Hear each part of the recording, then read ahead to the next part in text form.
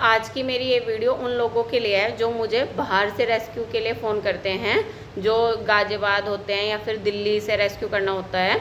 तो भाई मैं मुजफ्फरनगर में रहती हूँ और मेरे पास कोई सरकारी सुविधा नहीं है कि मेरे पास कोई बहुत बड़ी एम्बुलेंस है या कोई बहुत बड़ा व्हीकल है जो इनको गोवंश को कैरी करने के लिए काम आ सकता है। मेरे पास कोई साधन नहीं है और मेरे पास गवर्नमेंट की 1 रुपये की भी मदद नहीं है, ना जगह से, ना चारे से, ना दवाई से, ना कैसे भी मेरे पास कोई गवर्नमेंट सपोर्ट नहीं है। चाहे इसको कैसे भी चेक कर लियो, चाहे मेरी और मेरे पूरे परिवार के, मेरी संस्था के अकाउंट चाहे पिछले 10 साल के उठा के देख लो, मुझे बता दो गवर्नमेंट ने 1 रुपया भी दिया है क्या? रुपया तो बहुत दूर की बात है, उन्होंने 1 गज जगह भी दी हो मुझे। ये जहाँ पे मैं खड़ी हूँ, जिस गौशाला में मैं खड़ी हूँ, ये भी मेरे फादर ने मुझे खरीदवाई है। तो जो मुझे बाहर से रेस्क्यू के लिए फ़ोन करते हैं, गाज़ियाबाद से, नोएडा से, दिल्ली से या हरियाणा से, या मुझे इंस्टाग्राम पे मैसेज करते हैं कि फ़लानी जगह एक गाय है, वो बहुत चोटिल है, गौ माता है, उसका एक्सीडेंट हुआ, आप इसको रेस्क्यू कर लो। तो वे सोचते हैं, जब मैं उन्हें मना करती हूँ कि मैं इतनी दूर से मैं रेस्क्यू नहीं कर सकती, तो वो सोचते हैं कि मैं काम ही नहीं करना चाहती। भाई तू पहले है ना यहाँ पे मुजफ्फरनगर में आके पहले मेरी कंडीशन देख ले कि मैं किस कंडीशन में मैं काम कर रही हूँ, ठीक है? और फिर वे इस बात का बुरा मानते हैं कि मैंने उन्हें मना कर दिया, और फिर वो पूछते हैं मुझसे, चलो आप नहीं कर सकते तो आप किसी का रेफरेंस दे दो। तो पहली तो बात है, इतनी दूर का मेरे पास कोई रेफरेंस नहीं है कि मैं तुम्हें रेफरेंस ही दूँ। और फिर दूसरी बात, भाई देखो मैं ना गोवंश के लिए मैं ओवर प्रोटेक्टेड और ओवर पॉजेसिव हूँ। जो भी गौशाला खुली हुई है ना, तुम इन्हें ये ना मान के चलो कि ये सारे की सारी गौशाला गौ को रक्षा देने का काम कर रही है। गौ तस्करी बहुत बड़े लेवल पे गौशाला के अंदर से भी चल रही है, इनके यहाँ से भी इलीगल सप्लाई होती है। तो पहली तो बात यह है, मैं किसी का कॉन्टैक्ट भी देना पसंद नहीं करती, अगर मेरे पास हो भी तो पहली बात यह है, मेरे पास है ही नहीं, और हो भी तो मैं देना नहीं पसंद करती। भाई मैं एक भी गोवंश की अगर तस्करी इस तरीके से होगी ना कि सपोज मेरे पास कॉन्टैक्ट था और मैंने वो तुम्हें रेफर कर दिया और फिर तुमने उसे उसकी गौशाला में छुड़वा दिया और वहाँ से उसकी तस्करी होगी, भैया मैं इस पाप से मैं कभी मुक्त नहीं हो पाने की कि हाँ मैंने सजेस्ट किया था, फिर वो बछड़ा वहाँ गया और वहाँ से वो ट्रक में लोड हो गया, वो बूचड़ खाने पहुँचा दिया गया, उसे बीच में से काट के उसे टांग दिया गया। तो भैया मैं ऐसा घिनौना काम मैं किसी भी हाल में नहीं कर सकती। मुझे सिर्फ अपने का पता कि हाँ मेरे यहाँ पे अगर कोई गोवंश आता है तो उसकी कोई गो तस्करी मैं किसी भी हाल में होने नहीं देने की। मैं मर ही जाऊँगी लेकिन उसकी गो तस्करी नहीं होने देने की। यहाँ पे एकदम प्योरली सेवा चल रही। कोई गोवंश अगर आता है वो मिट्टी पाने के हिसाब से मेरी गौशाला से बाहर का रास्ता लांघेगा, नहीं तो अगर वो जिंदा है, उसकी ज़िंदगी है, तो वो घास पानी खाता रहेगा, बीमार हो जाएगा, इलाज भी मैं करवाऊंगी और एक्सपायर हो जाएगा, अंतिम संस्कार भी मैं ही करवाती हूँ। मेरे पास अगर कोई आता है तो वो जाता सिर्फ एक ही कंडीशन में, जब उसकी डेथ हो चुकी है, और वो भी सिर्फ अपनी मिट्टी पाने के लिए। तो भाई जो इस बात का बुरा मानते हैं कि मैंने उन्हें मना कर दी लेकिन मैं उनकी हेल्प कर सकती थी, तो भाई तुम इतने बड़े सेवादार हो ना, तो उसे तुम अपने घर पे लाके उसकी सेवा करो, ठीक है? ये गौशाला आज ही तो बनी मेरी गौशाला, अब तो ये मेरी खुद की गौशाला बन गई, अभी जो 5 महीने पहले तैयार हुई।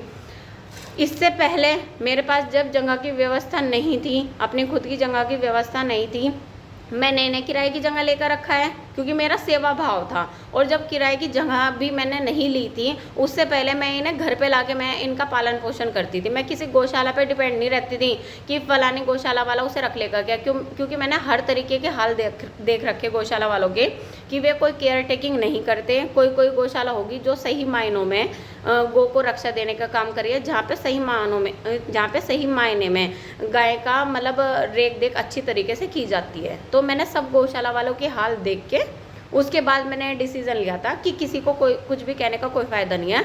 अगर तुम्हें सेवा करनी है, अगर तुम गौ से लगाव करते हो, तो तुम्हें इनिशिएटिव खुद लेना पड़ेगा, तुम्हें खुद कदम उठाना होगा इनकी सेवा के लिए। और वो ही मैंने उठाया। मैंने जिस गोवंश से मैंने गौ सेवा की शुरुआत करी थी, वो गोवंश मैंने अपने घर पे ही रख के उसका पालन पोषण किया था। उसके बाद और भी गोवंश ला के उनका घर पे ही पालन पोषण किया था, जब तक मेरे पास खुद की जगह नहीं थी। फिर उसके बाद जब देखा मैंने कि ये इनकी इलीगल सप्लाई किसी भी हाल में नहीं रुक रही है, जो बेचारे बाहर सड़क पे मैं जिन गौ माता को जिमाती थी, तो जब ये सब चीज़ें देखी, फिर मुझे हार थक के मुझे किराए की जगह लेनी पड़ी। मैंने कहा ऐसे तो ये बेचारे बच्चे 2-2 महीने से ज़्यादा के मेहमान नहीं होते सड़क पे आने के बाद, ये इन्हें बूचड़ खाने ले जाया जाता है गाड़ियों में ज़बरदस्ती भर भर के। फिर मैंने किराए की जगह अडोप्ट की कि चलो मैं किराए पे इनको रख लेती हूँ। फिर मुझे वहाँ पे परेशान कर दिया गया। फिर मेरे फादर ने ये जगह मुझे खरीदवा दी जहाँ पे अभी ये निर्माण कार्य हुआ है। तो भैया अगर तुम इतने बड़े सेवादार हो, फिर तुम इतना बुरा मानते हो कि भाई तुमने जैस्मिन मलिक को कहा था, उसने नहीं माना, उसने मना कर दिया, वो काम ही नहीं करना चाहती, वो तो नोट छाप रही है, कुछ भी XYZ, तुम्हें कुछ भी लगता हो, मुझे सबकी कोई ठेकेदारी नहीं है। देखो अगर कोई NGO चला रहा है या कोई सेवा कर रहा है, वो है ना अपने ऊपर से पैसे का लांछन इस पूरे जन्म में नहीं उतार सकते, ये बात मैं बहुत अच्छे से समझ चुकी हूँ। तो तुम्हें XYZ कुछ भी लग रहा हो, मैं इतना मोटा पैसा कमा रही हूँ, तो तुम्हें कुछ भी लगे वो तुम्हारी सोच है, उसकी मैंने कोई ठेकेदारी नहीं ले रखी। लेकिन मैं तुम्हें एक चीज़ सजेस्ट करना चाहूँगी कि अगर तुम इतने बड़े सेवादार हो ना, तो भैया खुद उसे अपने घर पे भी तो ला सकते हो। फिर कई जने इस चीज़ में कहेंगे अरे हमारा घर छोटा है, तो मैं तुझे अपना घर दिखा दूंगी, मेरा कौन सा कोठी ठुकरी, मेरी कौन सी खोटी ठुकरी। और ये गौशाला बनाने के बावजूद भी 2 गोवंश अभी भी अपने घर के बाहर खड़े कर रखे, अपने घर पे उनका पालन पोषण कर रही हूँ।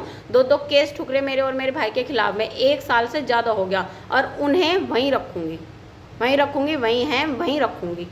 तुम्हें केस ठोकने, केस ठोक लो, कोई बात नहीं, केस भी देखे जाएंगे, लाइव पे दिखा दूँगी। गोवंश मेरे घर पे ही है, 2 गोवंश घर पे ही है, मेरी गौशाला में भी है, पापा के घेर में भी है, घर पे भी है। इस तरीके से मैंने जगह को डाइवर्ट कर करके कि भाई इतने गोवंश यहाँ रह लेंगे, इतने गोवंश यहाँ रह लेंगे, क्योंकि मैं तो खुद ही, मुझे इतना जुनून है ना इनको गोवंश को कटने से बचाने का। तुम अगर मुझे 1 गज जगह भी दे दोगे ना, मैं उसमें भी 1 गोवंश खड़ा कर दूंगी।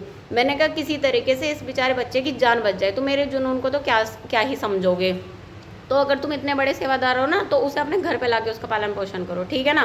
ऐसे यूँ कहने से है ना कोई सेवादार नहीं बन जाता कि हाँ हमने तो एक बछड़ा देखा था, हमने फलानी जगह NGO वाले को फ़ोन किया था, उसने फ़ोन नहीं उठाया, या उसने रिवर्ट नहीं किया, उसने कुछ बताया नहीं, उसने मना कर दिया, तो ये ऐसे करके है ना तुम कोई सेवादार नहीं बन जाते। सेवा करनी है अपने घर ला के सेवा करो, बेस्ट सेवा है, बेस्ट।